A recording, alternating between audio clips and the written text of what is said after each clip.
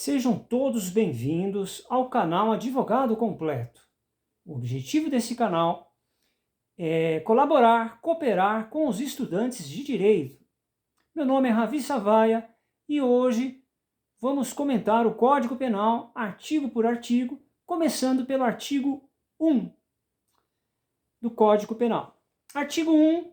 Não há crime sem lei anterior que o defina. Não há lei sem prévia cominação legal. Esse artigo é muito importante decorá-lo, claro, depois ter o entendimento, a compreensão desse artigo. Vou repeti-lo. Não há crime sem lei anterior que o defina. Não há pena sem prévia cominação legal. Esse artigo, ele tem dois princípios muito importantes. O princípio da anterioridade e o princípio da legalidade, que são dois princípios que estão correlacionados. O princípio da anterioridade, a lei não é retroativa, é proibido isso, né? O princípio da anterioridade, qualquer conduta só é considerada crime se houver uma lei anterior que a defina como crime. Princípio da legalidade, uma conduta só é considerada criminosa se houver uma lei que o anteriore que considere essa conduta criminosa. Vamos dar um exemplo prático como ilustração. Um sujeito está na rua olhando para os carros, olhando para as pessoas.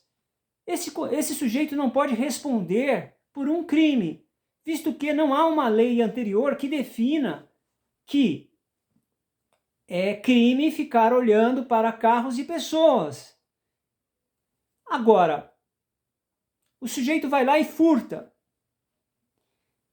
O artigo 155, publicado em 1940, em 7 de dezembro, já estabelece que furto é crime, de 1 a 4 anos de detenção.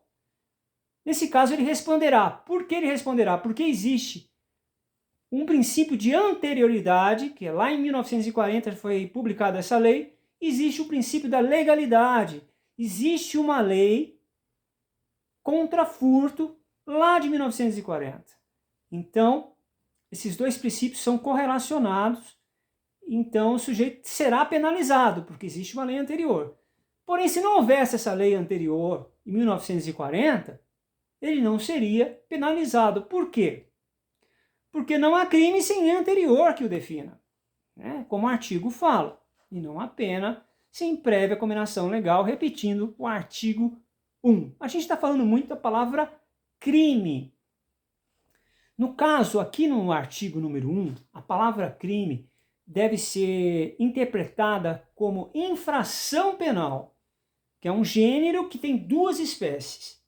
Crime, propriamente dito, que a pena é de reclusão e detenção, quando há crime provado, né?